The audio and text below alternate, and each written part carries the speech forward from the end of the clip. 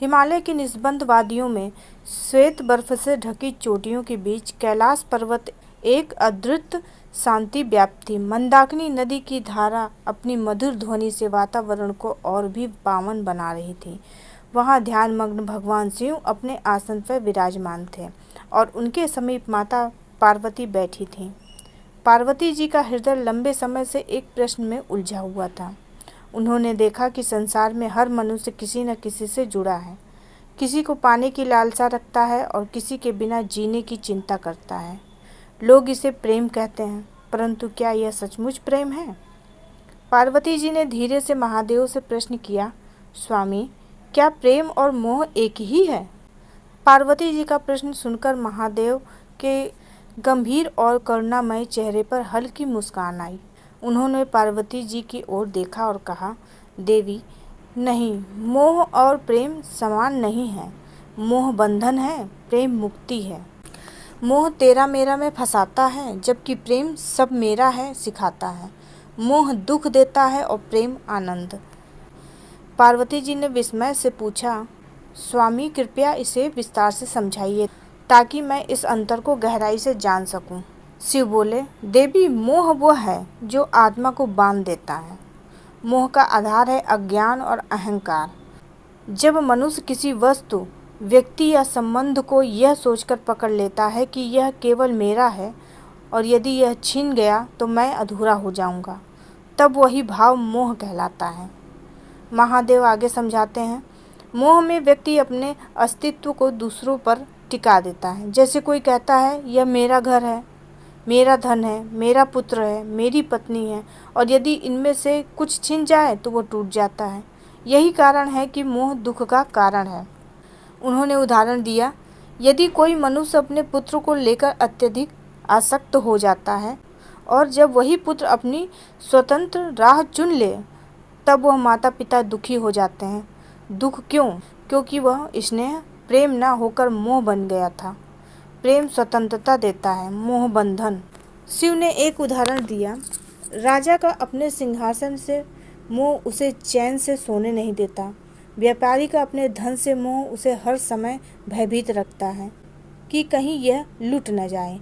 किंतु जो संत सब कुछ छोड़कर भी प्रसन्न है, वह मोह से मुक्त है। शिव ने आगे कहा, प्रेम का स्वरूप मोह से बिल्कुल भिन्न है। प्रेम में न कोई अपेक्षा है, न कोई भय। यह केवल देने की शक्ति है, लेने की चाह नहीं। प्रेम वह है जो सबको अपना मानता है। सूर्य को देखो देवी, वह सभी को समान रूप से प्रकाश देता है। ना वह कहता है कि यह प्रकाश केवल मेरा है, ना वह किसी से बदले की अपेक्षा रखता है। यही सच्चे प्रेम का स्वरूप है। प्रेम करुणा और दया से उपजता है।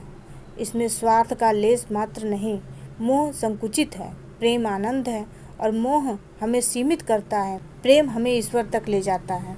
शिव ने पार्वती जी को समझाने के लिए कई उदाहरण दिए।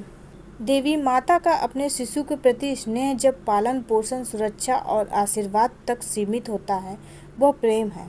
परंतु जब वही माता सोचने लगे कि बच्चा हमेशा मेरी इच्छा के अधीन रहे, तब वो स्नेह मोह बन जाता है। प्रेम स्वतंत्रता देता है, मोह कैद करता है। सच्चा मित्र वह है जो दूसरे की सफलता देखकर आनंदित हो और कठिन समय में बिना स्वार्थ सहायता करे। यह प्रेम है। लेकिन यदि मित्र की सफलता देखकर ईर्ष्या हो और उसके साथ केवल लाभ के लिए जुड़ाव हो, तो वह मोह है। भक्त का ईश्वर से प्रेम तब सच्चा है जब वह केवल समर्पण करता है। हे प्रभु, जो भी दो वही स्वीकार है।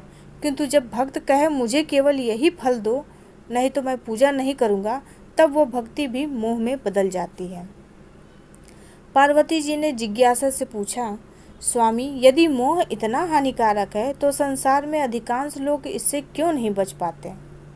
शिव ने उत्तर दिया, देवी, इसका कारण अज्ञान, अहंकार। जब मनुष्य स्वयं को सीमित शरीर मानता है, तब वह हर चीज को मेरा और तेरा में बांटता है।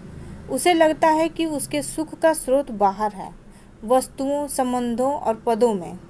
इसी कारण वो मोह में फंसता है। परंतु जब आत्मा यह जान लेती है कि वह शाश्वत है, तब मोह अपने आप टूट जाता है। तब प्रेम ही शेष रहता है, क्योंकि आत्मा का स्वभाव ही प्रेम है। पार्वती ने फिर पूछा, तो क्या हर संबंध को त्याग देना चाहिए? शिव ने गंभीर स्वर में कहा, नहीं देवी, संबंध त्यागने की आवश्यकता नहीं, बस इनमें मोह छोड़कर प्रेम लाना चाहिए। जब संबंधों में अपेक्षा नहीं, केवल अपनापन और करुणा होगी, तभी जीवन आनंदमय होगा। शिव ने आगे समझाया कि मनुष्य को अपने जीवन में प्रेम और मोह का भेद कैसे करना चाहिए।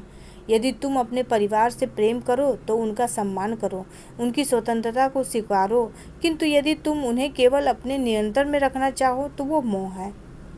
धन का उपयोग धर्म और सेवा में करो, यह प्रेम है, लेकिन यदि धन का संचय केवल भय या लोभ से हो तो वह मोह है।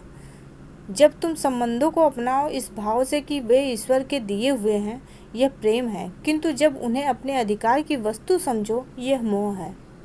प्रार्थना और पूजा केवल कृतज्ञता से करो, यह प्रेम है, परंतु यदि पूजा केवल इच्छा पूर्ति के लिए हो तो वह मोह है। देवी, स्मरण रखो, मोह बंधन है, प्रेम मुक्ति। मोह से मनुष्य दुखी होता है, प्रेम से वही आनंदित होता है। मोह का मूल है अज्ञान और प्रेम का मूल है ज्ञान।